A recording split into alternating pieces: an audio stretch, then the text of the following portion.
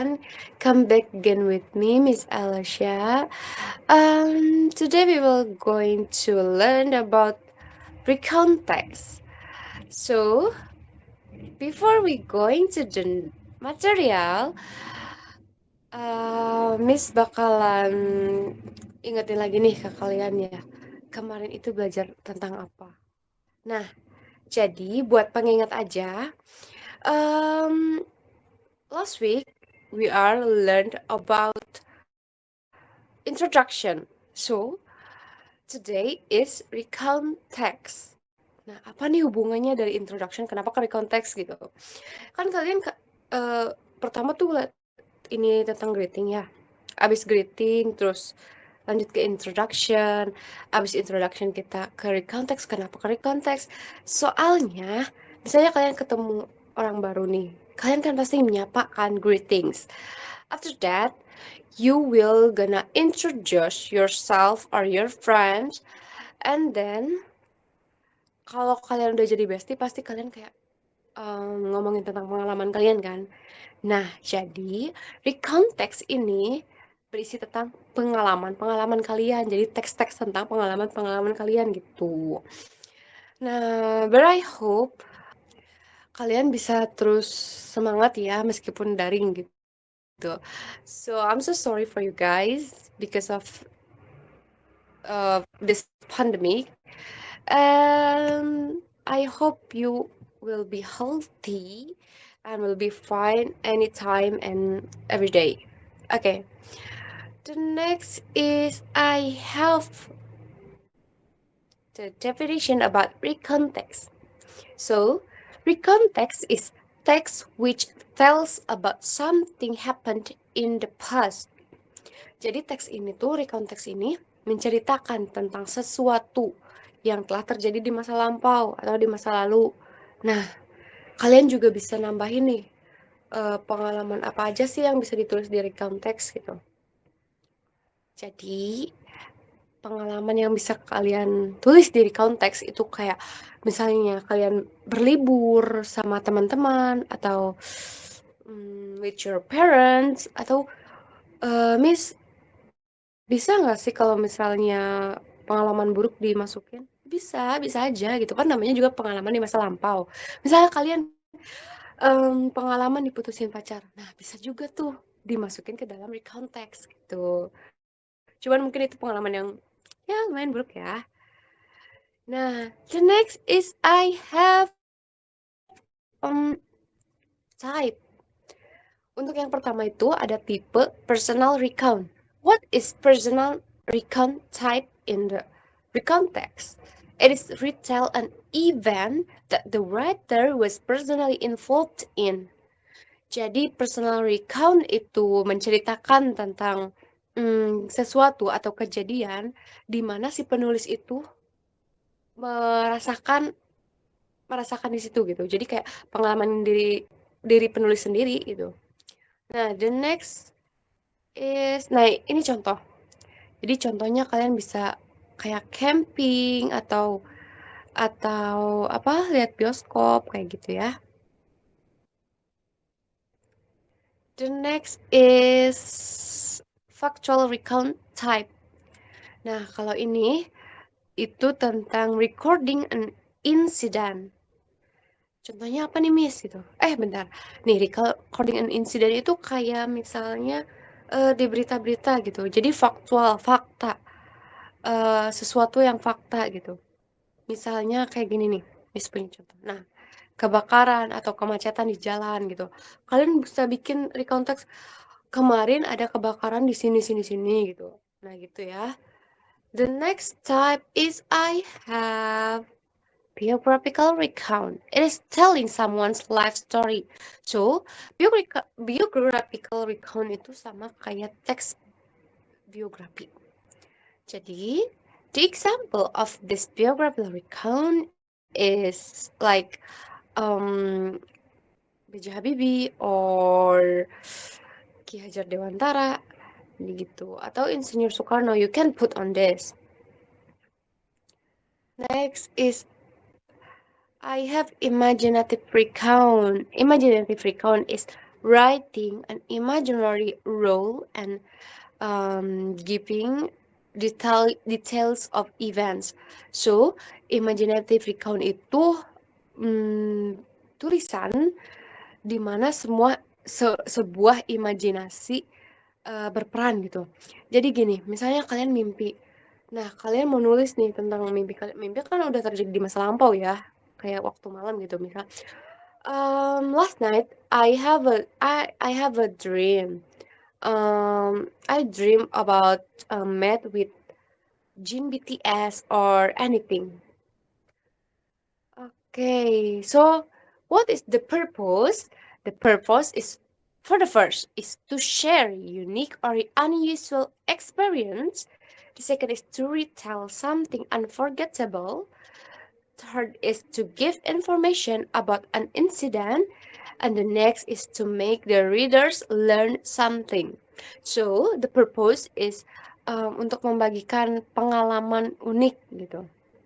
Atau untuk membicarakan kembali sebuah sesuatu gitu. Atau bisa juga memberikan informasi tentang sebuah kejadian. Atau juga bisa membuat si pembaca apa tuh namanya? Belajar tentang sesuatu. Nah, kalau tadi udah tujuan, sekarang generic structure. Actually, this generic structure, there is three of generic structure. For the first, it's orientation. So the orientation is the opening part of a context.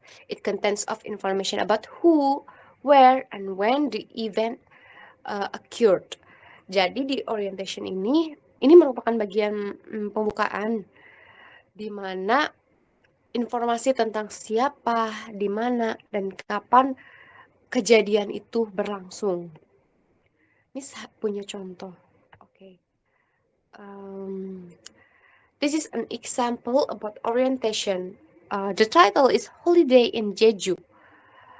And the orientation is last month, Julianto and his friends spent their holiday in Jeju Island. Okay, island, not Island.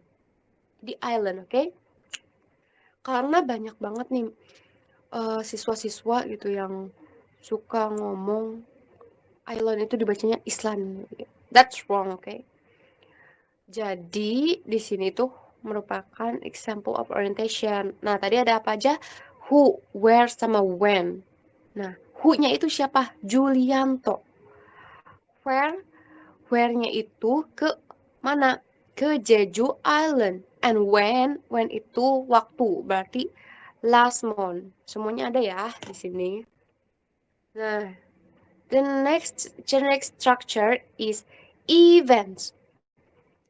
This events is sequence of events in the story. Jadi, events itu menceritakan tentang kegiatan apa aja yang dilakukan sama si Julianto.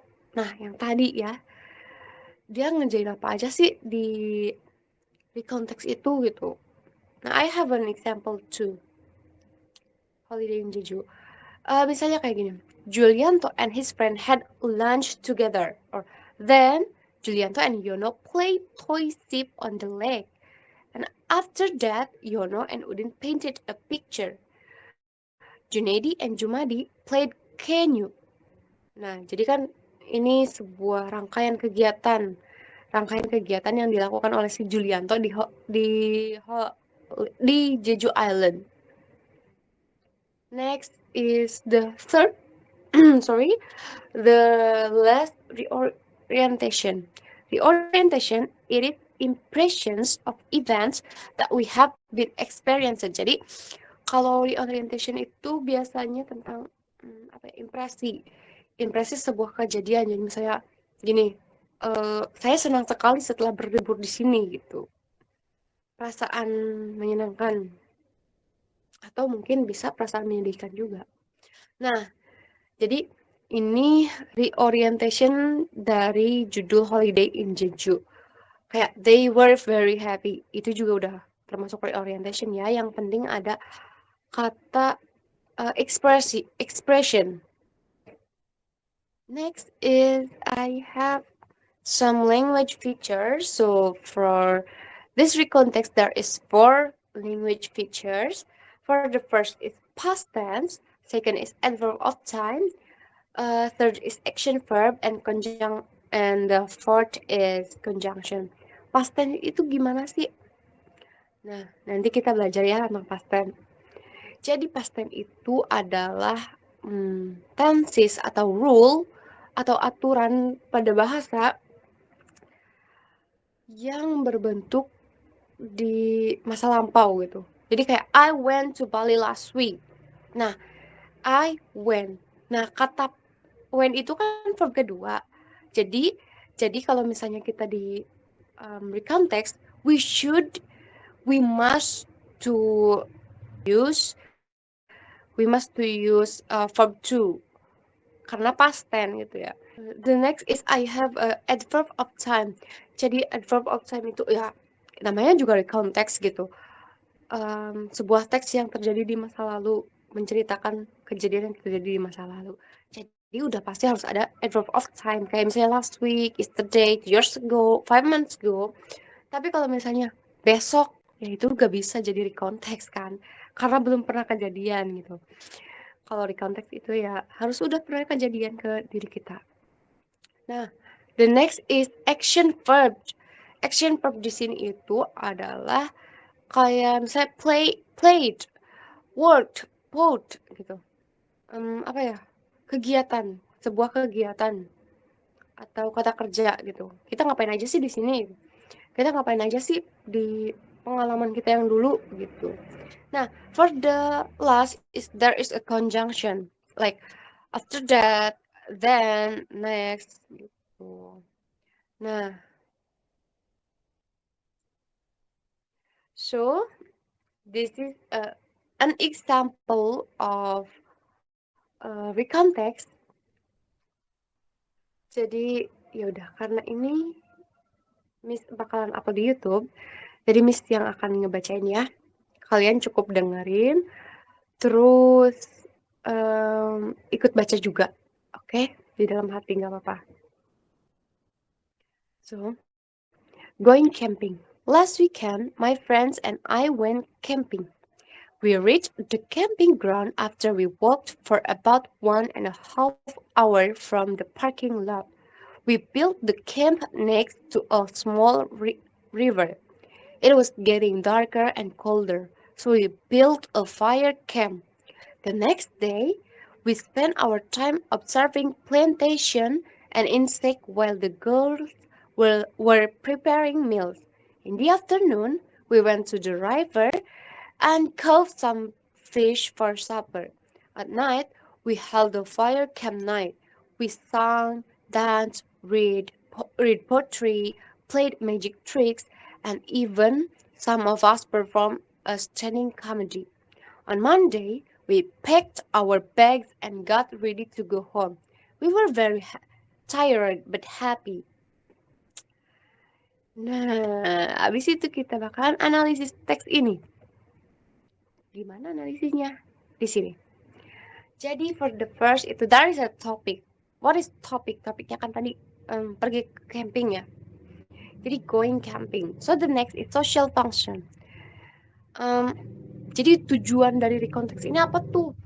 Ini tuh to tell the writer's experience in the past. Jadi si penulis ini ingin menyampaikan sebuah pengalaman di masa lalu. Nah, for the generic structure, there is orientation. So, the characters, time, and place in the orientation itu ada apa aja? The characters is the writer and friends. Tadi ada ya. Terus the next is time. It is last weekend. And the place is camping ground. And events tadi ada berapa tuh? Ada 6. Ada 6 berarti they reach the camping ground, they built the camp, the boys were spending time for observing plantation and anything. And the next generic structure there is reorientation. Tadi apa reorientation? Ya, reorientation itu tentang ekspresi atau sebuah apa ya kesenangan kita gitu. perasaan, our feelings. Jadi, for the reorientation is we were very tired but happy. Itu reorientation dari topik yang tadi. Nah, abis gitu. Materi kita apa? Nggak ada. Jadi, di sini tuh kalian feel free to ask to me in the comment below, in the chat box, up to you, or you can ask to me to WhatsApp group. Um, Next is I have some quiz. This is a quiz time. This quiz is apa coba? Nah, I have some recount text. Jadi kuisnya itu karena kalian kita nggak bisa berinteraksi langsung ya.